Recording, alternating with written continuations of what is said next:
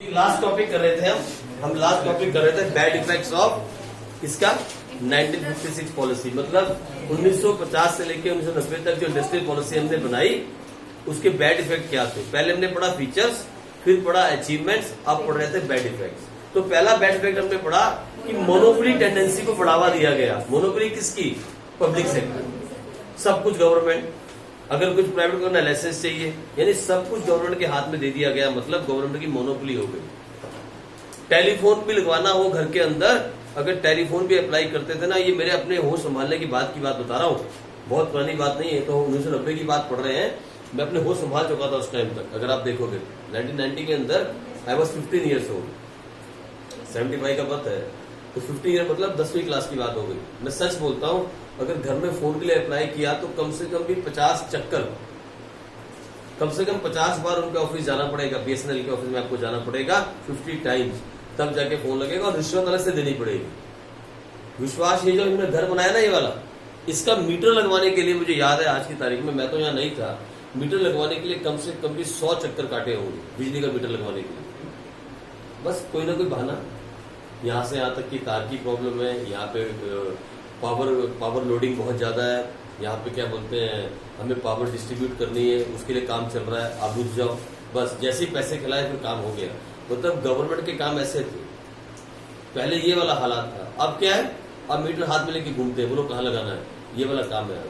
Phone आपके पीछे पीछे होते हैं और आप आगे आगे दौड़ते हो। आज यही हालत है ना, किसी के पास है लैंडलाइन? आज कोई रखता ही नहीं, वाईफाई के लिए रखते हैं लोग वो भी, और वो भी फोन नहीं लगवाते, सीधा वाईफाई। तो कहने का मतलब ये है कि पहले सब कुछ गवर्नमेंट के हाथ में था, सारे काम डिले होते थे। अब जब से प्राइवेटाइज हुआ, अब काम थोड़े से फास्ट होने लगे। तो ये हमने लिखा था सबसे पहला वाला। आ जाओ आगे बढ़े, आ जाओ आगे बढ़े। फिर हमने लिखा दूसरा, सेकंड लिखा, इसका दूसरा ड्रॉबैक लिखो। पहला पूरा हो गया था, क्या लिखा था? We had to wait for 2 years to get a telephone connection, है ना? और लिख लो, और ओके, और अ 2 wheeler। अब तू कंटेस्ट कैसे देगा, फिर बैठेगा नहीं। और अ 2 wheeler और अ कार। इवन 2 wheeler भी लेना हो, एक कार भी लेनी हो, आपको कार के लिए बुकिंग करानी पड़ती थी। 6-6 महीने 8-8 महीने बाद कार का नंबर आता था। बजाज चेतक को अगर आपने लेना है उस टाइम पे, बजाज चेतक खरीदना हो, स्कूटर होता था बजाज चेतक का, बजाज चेतक का स्कूटर अगर परचेज करना है तो 6-6 महीने 8-8 महीने के बाद नंबर आता था, क्योंकि कंपनी की जो प्रोडक्शन कैपेसिटी थी वो लिमिटेड कर रखी थी गवर्नमेंट ने। हर चीज पे गवर्नमेंट का कंट्रोल था, ठीक है जी। 2 wheeler तक लेना भी आसान नहीं था, और आज 2 wheeler वाले आपके घर में फोन करते हैं, भैया ले लो ले लो ले लो। चेंजेस आ गए ना 91 के बाद, ठीक है। चलो लिखो अगला, point number 2। Point number 2, huge losses.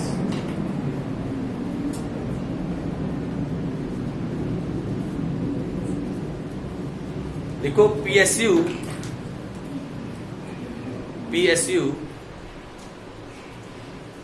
Faced, PSU पता ना क्या है? Public sector units. PSU faced huge losses.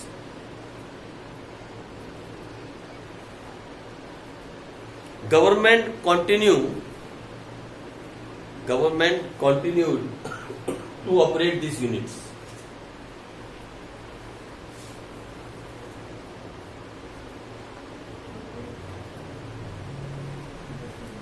Government continued to operate these units, which private sector would normally stop operating.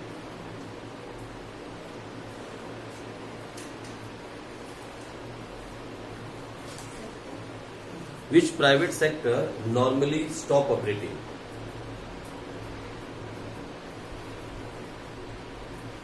Government जो है ना, वो लगातार उसकी कंपनियां घाटे में चलती आई हैं। इंडियन एयरवेज का आज क्या हो रहा है देख रहे हो आप, इंडियन रेलवेज का क्या हो रहा है देख रहे हो आप। जितनी भी गवर्नमेंट कंपनियां हैं, एक भी पीएसयू आज की तारीख में अभी तक प्रॉफिट में नहीं है, हो ही नहीं सकती, क्योंकि काम करने की नियत ही नहीं है ना। अगर प्राइवेट कंपनी घाटे में चली जाए तो दूसरे साल तीसरे साल के अंदर उसको बंद करना पड़ता है, लेकिन गवर्नमेंट कंपनी लॉस के अंदर चलती जा रही है, गवर्नमेंट पैसा डालती जा रही है। और कुछ इकोनॉमिस्ट जो है वो इस चीज को जस्टिफाइड करते हैं। वो क्या बोलते हैं कि गवर्नमेंट की कंपनी का काम होता है welfare of the society, not to earn the profit. तो चाहे लॉस में भी क्यों ना हो, हमें वो कंपनी चलानी पड़ती है। जैसे इंडियन रेलवे लॉस में है। इंडियन रेलवे लॉस में बिकॉज ऑफ करप्शन एंड चोरी लॉस में चल रही है।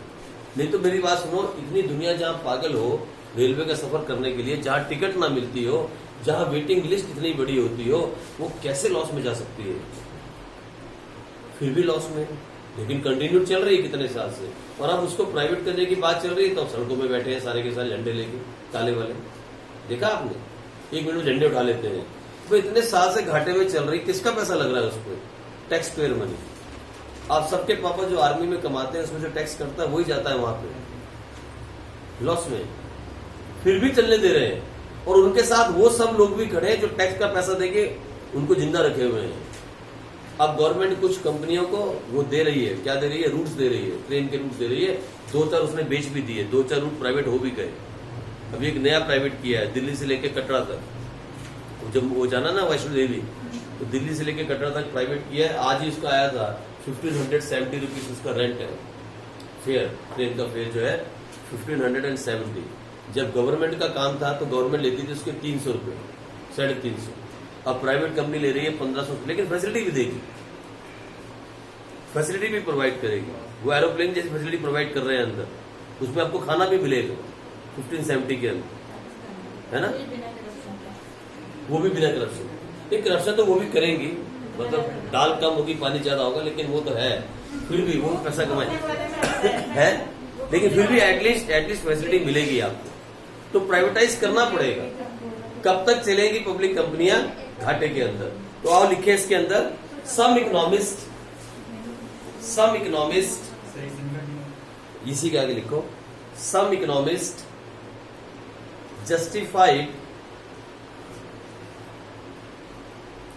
the continuation of loss making PSUs, justify the continuation, continue करना, the continuation of loss making PSUs, loss making PSU जो है बड़ा लिखना कैपिटल के अंदर, PSU मतलब public sector units. On the ground किस ग्राउंड पे ऐसा कहा उन्होंने? That on the ground that these PSUs operate, बोलो क्या बोला होगा? For the welfare of the society. Very good, for the welfare of the society, not for profit motive, not for profit motive।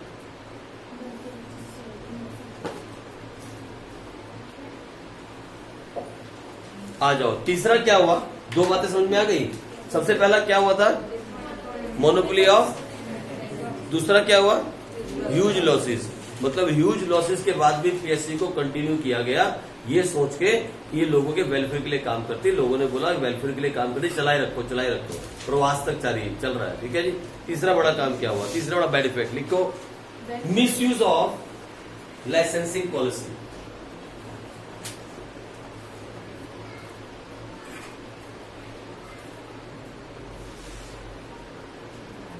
देखो पता है क्या है, लाइसेंसिंग पॉलिसी के 2 नुकसान हुए।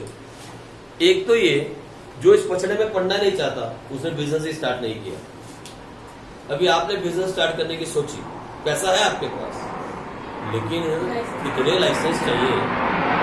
ये ऑफिस, यहां से वो ऑफिस छोड़ यार, नौकरी कर लो या कहीं फॉरेन चले चलो। ये करता है इंसान, निकलो यार यहां से बाहर, कहीं फॉरेन चलते, वहां जाके बिजनेस करेंगे।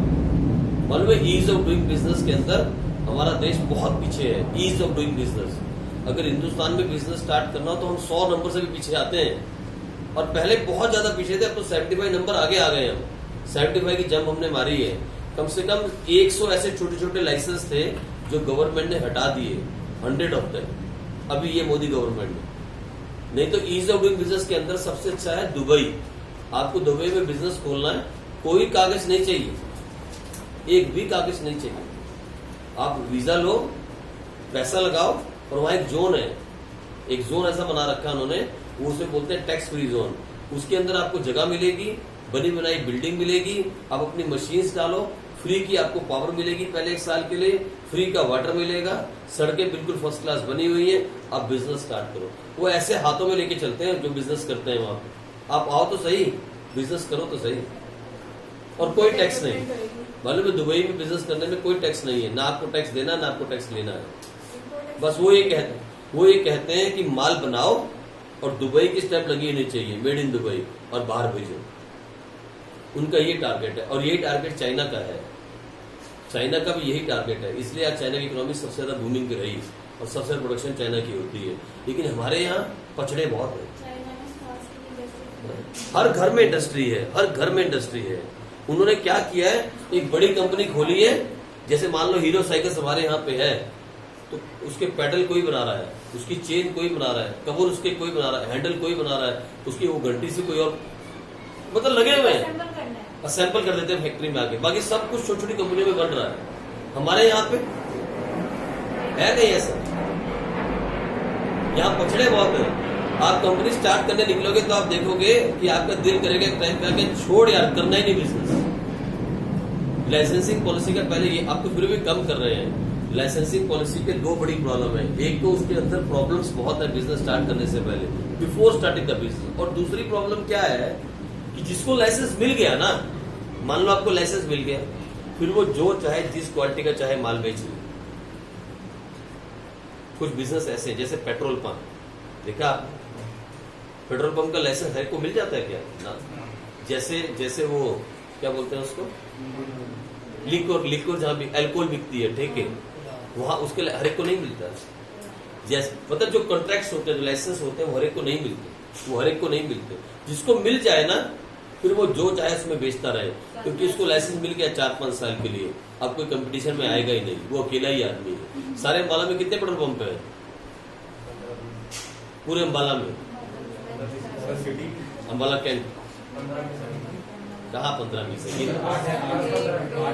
2 इस तरफ है, 3 इस तरफ, 5 तो है, और बता छठा कौन सा है? बन रहा है तो गिन लो, 10 भी नहीं होंगे, है ना?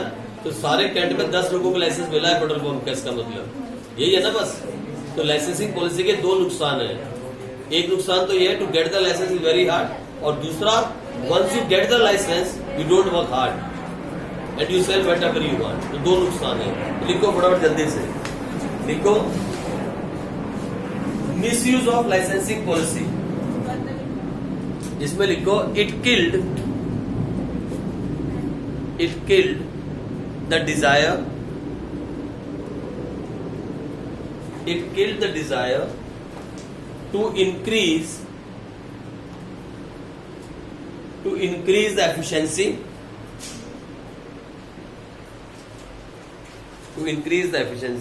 as licensing reduced the competition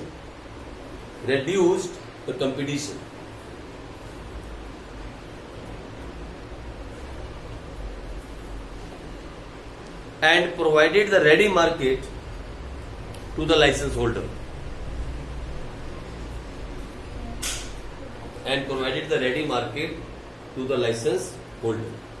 अभी जिसके पास लाइसेंस है उसको मालूम है, उसके पास लोगों ने आना ही आना है। And provide the ready market to the licence holder, ठीक है जी। जिसके पास लाइसेंस आ गया, अब लोगों को उसके पास ही जाना पड़ेगा सामान खरीदने के लिए, तो कंपटीशन तो है नहीं, और जब कंपटीशन नहीं है तो एफिशिएंसी नहीं बढ़ेगी, वो जैसा चाहेगा वैसा काम करेगा। अच्छा, दूसरा लिखो, इसी में लिखो पॉइंट बी, इसी में पॉइंट बी लिख लो। Entrepreneurs wasted a lot of time, entrepreneur का मतलब हो गया owners, wasted a lot of time in obtaining the license, wasted a lot of time in obtaining the licence.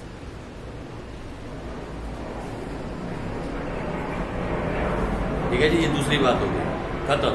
चलो एक और लिख लो लास्ट पॉइंट, एक और लास्ट पॉइंट लिखो, क्वालिटी सफर्ड। या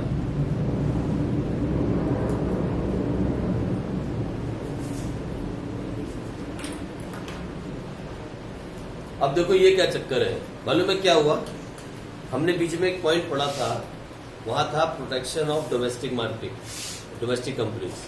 गवर्नमेंट ने क्या किया, फॉरेन कंपनी से कंपटीशन बचाने के लिए इंपोर्ट ड्यूटी बढ़ा दी, तो उनके सामान महंगे हो गए। और क्या किया, उनका कोटा फिक्स कर दिया, इंपोर्ट कोटा फिक्स कर दिया, इससे ज्यादा आ नहीं सकता। तो उससे एक चीज ये हुई कि यहाँ हिंदुस्तान की क्वालिटी पे बहुत गंदा असर पड़ा, क्वालिटी ऑफ गुड्स। हमें जब मालूम है कि वहां का सामान महंगा हो गया और इससे ज्यादा सामान आ नहीं सकता, तो हमारे यहाँ के लोगों ने कोई भी इंसेंटिव नहीं दिए, कोई भी एफिशिएंसी नहीं दिखाई, कोई भी रुचि नहीं दिखाई to improve the quality of the goods. उन्होंने क्या किया, उन्होंने कहा भैया जैसा बनाएंगे वैसा बिक जाएगा। और यही हमारे हिंदुस्तान की प्रॉब्लम आज तक चलती आ रही है। हम क्वालिटी से हमेशा क्या करते आ रहे हैं, समझौता करते आ रहे हैं। हमें ऐसा लगता है कि बहुत बड़ी जनसंख्या है, ये नहीं खरीदेगा तो ये खरीद लेगा, यही हो रहा है। और तब से ये काम चलता आ रहा है। क्वालिटी जो है डोमेस्टिक कंपनी की, जो हमारी क्वालिटीज है डोमेस्टिक मार्केट की, वो कभी भी A1 क्वालिटी हो ही नहीं पाई, क्योंकि गवर्नमेंट प्रोटेक्ट करती रही। गवर्नमेंट डोमेस्टिक कंपनीज को प्रोटेक्ट करती रही, बचाती रही, किससे? Foreign competition. अगर फॉरेन कंपटीशन को खोल दिया जाए और वहां से यहाँ सारी कंपनियां, अब तो खुल गया है। अब तो देखो कि आपको छोटी छोटी चीजें भी बाहर की कंपनी की आ रही है। इवन यहाँ तक कि मैगी के कंपटीशन में भी कंपनी आ गई है, पता नहीं कौन सी बड़ा नाम चल रहा है उसका, है? हाँ, बहुत सारी खाती होगी, इसको मालूम, बहुत सारी कंपनी आ रही है ना। अब खोल दिया मार्केट, अब कंपटीशन पूरा का पूरा है, लेकिन पहले नहीं था। तो लिखो फटाफट, it is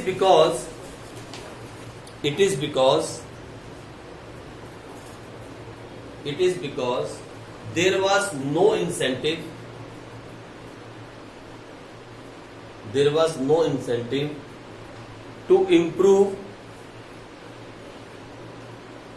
to improve the quality of goods.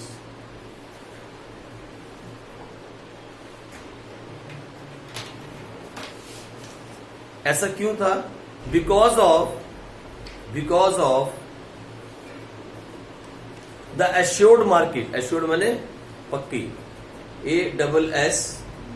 ASSURED, because of the assured market,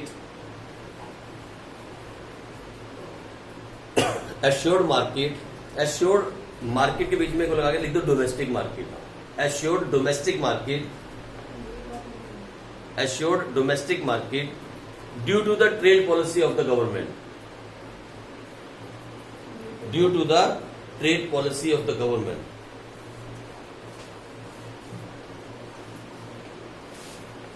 और वो क्या पॉलिसी थी? टू प्रोटेक्ट, लिखो, to protect the domestic industries from foreign competition, to protect the domestic industry from foreign competition. इसकी वजह से कभी quality improve ही नहीं हुई।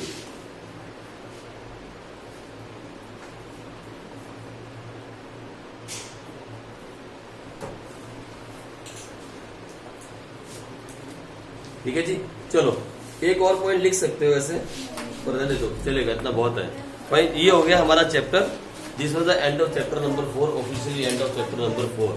ठीक है, अब आ जाओ इसके इंपॉर्टेंट क्वेश्चंस और थोड़े से इंपॉर्टेंट MCQs कर लेते हैं। जो बहुत इंपॉर्टेंट होंगे वो लिख लेंगे, जो बहुत इंपॉर्टेंट नहीं होंगे उन्हें वर्बली करके छोड़ देंगे, जैसा हम हर बार चैप्टर के एंड में करते हैं।